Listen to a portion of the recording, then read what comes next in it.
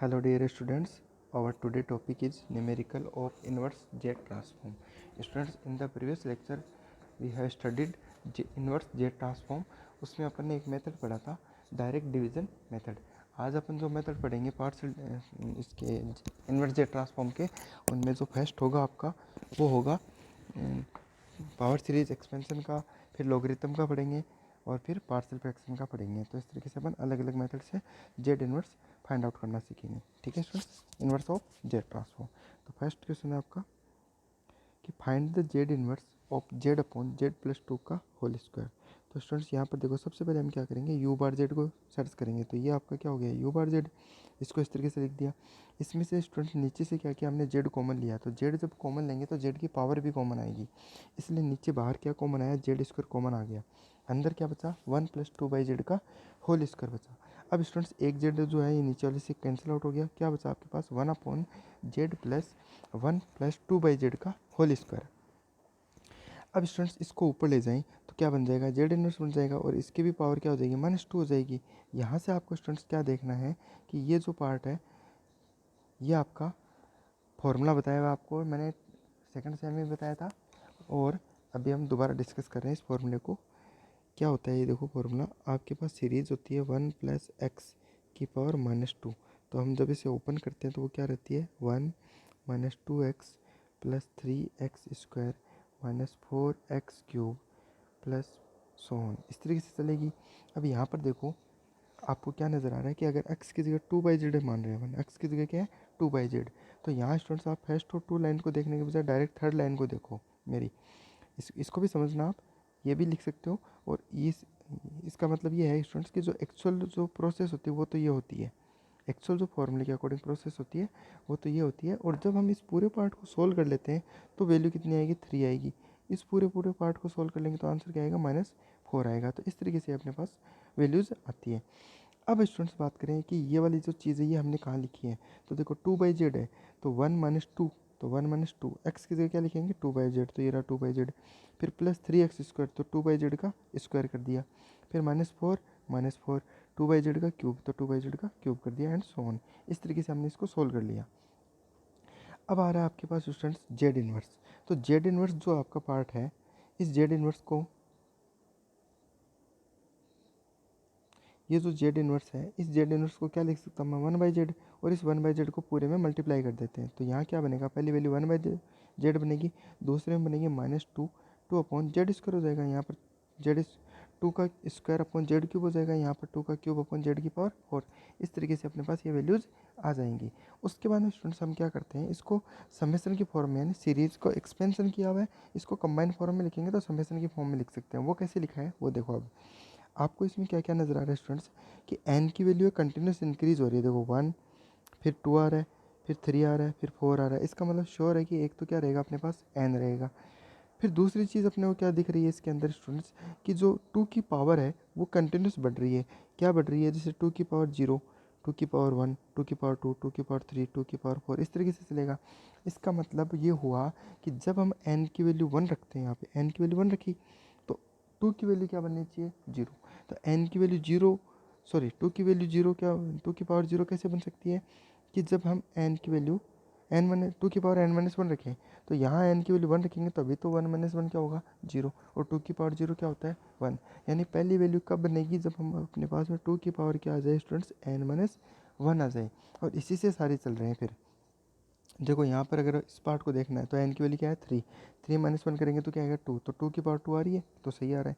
उसके बाद में बात करें कि माइनस साइन है वो भी अल्टरनेट चेंज हो रहा है स्टूडेंट्स, तो इसको भी हमने इसके साथ कंबाइन कर दिया क्योंकि ये इसके साथ कंबाइन होके वर्क कर रहा है. किस तरीके से कर रहा है, देखो आप -1 की पावर n रखोगे तब n की वैल्यू क्या रहेगी 1, तो -1 यानी पहली वैल्यू माइनस होनी चाहिए लेकिन नहीं हो रही है, तो हम क्या करें इसको n-1 कर देते हैं.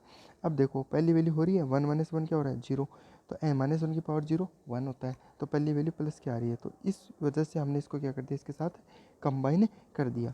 फिर आप देखोगे स्टूडेंट्स की जो z की वैल्यू है, z की वैल्यू कंटिन्यूसली इंक्रीज़ हो रही है. आप पहले टर्म से देखो, पहले में क्या आ रहा है, z की पावर 1 आ रही है, फिर z की पावर 2 आ रही है, यहाँ दिख रहा है आपको z की पावर 1, z की पावर 2, z की पावर 3, z की पावर 4. इसका मतलब हम कह सकते हैं कि यहाँ नीचे क्या आएगा, z की पावर n आएगा. और n कहाँ से कहाँ वेरी कर रहा है, n = 1 से लेके इन्फिनिटी वेरी करेगा. ठीक है। तो इस चीज़ को हमने यहाँ मेंशन कर दिया स्टूडेंट्स। तो हम कह सकते हैं कि एन की वैल्यू नॉट इक्वल जीरो, यानी एन की वैल्यू जीरो नहीं हो सकती, एन की वैल्यू जीरो से ऊपर जाएगी तभी अपने पास ये सीरीज बनेगी। तो N is not equal zero भी बोल सकते हो, N is greater than equal zero भी बोल सकते हैं अपन, ठीक है। तो अब अपने पास हमने क्या किया, ये जो पूरा पार्ट है ये अपना क्या है, जेड ट्रांसफॉर्म है।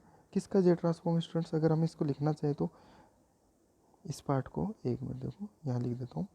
अगर हम इसे लिखना चाहें तो इसे ऐसे लिख सकते हैं स्टूडेंट्स, जेड इनवर्स तो पहले से पढ़ा ही है, और ये जो पार्ट बना है इसमें ये तो यू एन हो गया ना आपका, यू एन। तो इसको क्या लिख सकते हो, Z of N minus two की पावर एन माइनस वन, ऐसा लिख सकते हैं। फिर आप देखोगे जेड इनवर्स से जेड तो क्या हो गया, कैंसिल आउट हो गया, ये वाला पार्ट आ गया, ये हमने लिख दिया। तो ये आपकी क्या हो गई, सिक्वेंस हो गई, ठीक है स्टूडेंट्स। तो आई होप आपको ये क्वेश्चन समझ में आया होगा। नेक्स्ट क्वेश्चन देखो स्टूडेंट्स, देखो लॉग लॉग के बेस पे क्वेश्चन है ये, क्या लिखा है find the inverse Z transform of log Z upon Z plus one by power series method. तो U bar Z find out करना है सबसे पहले। तो देखो लॉग में दिया हुआ आपको, तो ये आपका क्या हो गया स्टूडेंट्स, पूरा ही क्या है, ये आपका क्या हो गया, यू बार जेड हो गया। इसका इन्वर्स पूछा है तो यू बार जेड को पहले अलग से मेंशन कर दिया। फिर हमने क्या किया, देखो नीचे से जेड कॉमन ले लिया। जब जेड कॉमन लेंगे ऐसे तो क्या होगा, जेड कॉमन आ गया, one plus one upon Z बनेगा, और ये जो जेड है ये इसे कैंसिल आउट हो गया ऊपर वाले से। तो आपके पास जो वैल्यू बनेगी वो होगी नहीं, लॉग ऑफ दिस पार्ट। उसके बाद में आपको पता होगा स्टूडेंट्स कि one plus one by Z नीचे है, अगर इसको ऊपर लेके जाऊँगा तो मैं क्या लिखूँगा, one plus one by Z की पावर माइनस वन। और आपको ये भी पता होगा कि पावर होती है वो हमेशा लॉग के आगे सामने आ जाती है। तो इसको ऐसे लिख सकते हैं, minus log one plus one by Z. यहाँ तक समझ में आ गया होगा आपको। फिर आगे देखो, उसके बाद में बात करते हैं अपन सीरीज़ की। तो ये आप वन बाई जेड को एक्स मानो स्टूडेंट, तो आपके पास एक सीरीज़ बनेगी लॉग वन प्लस एक्स की। लॉग वन प्लस एक्स की सीरीज़ क्या होता है students, x minus x square upon two plus x cube upon three, इस तरीके से। तो यहाँ देखो आप एक्स की जगह क्या है, वन बाई जेड लिख दिया। फिर यहाँ एक्स स्क्वायर आ रहा है तो वन बाई जेड का स्क्वायर कर दिया, और माइनस का वन बाई टू आपको दिख रहा होगा। फिर एक्स क्यूब बाई थ्री होता है तो वन अपॉन जेड क्यूब कर दिया, प्लस वन बाई थ्री भी आपको दिख रहा है इसमें।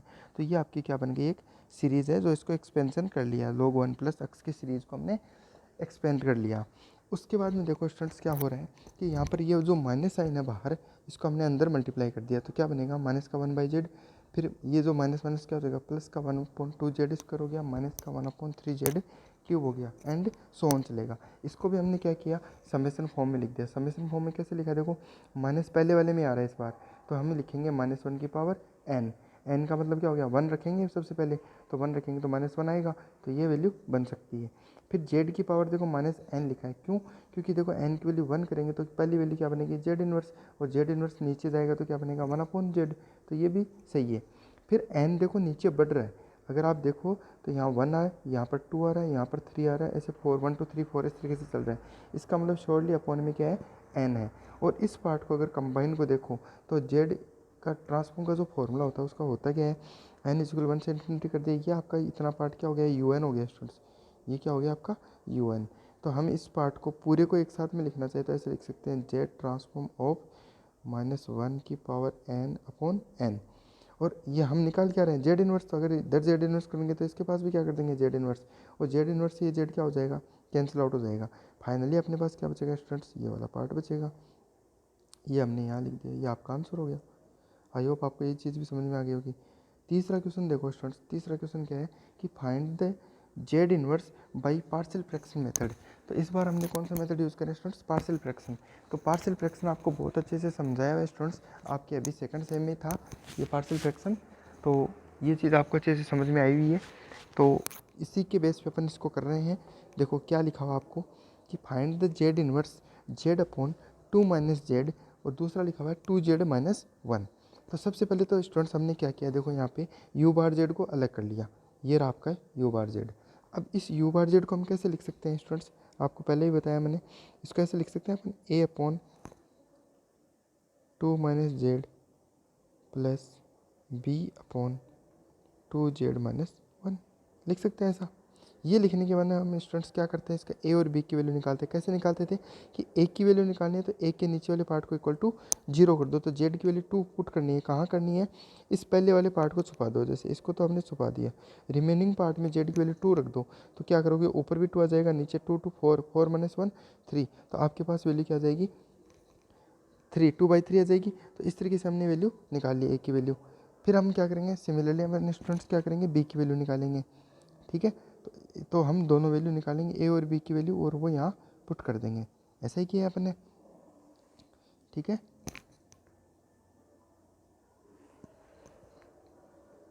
यस स्टूडेंट्स, उसके बाद हम क्या करेंगे, देखो यहाँ पर ये वैल्यू आ गई अपने पास, ये जेड, सॉरी इसमें क्या किया स्टूडेंट्स, इस जेड को इधर ले लिया है, ध्यान रखना आप, जेड को पहले ले लिया है, उसके बाद में इसको सोल्व किया गया है।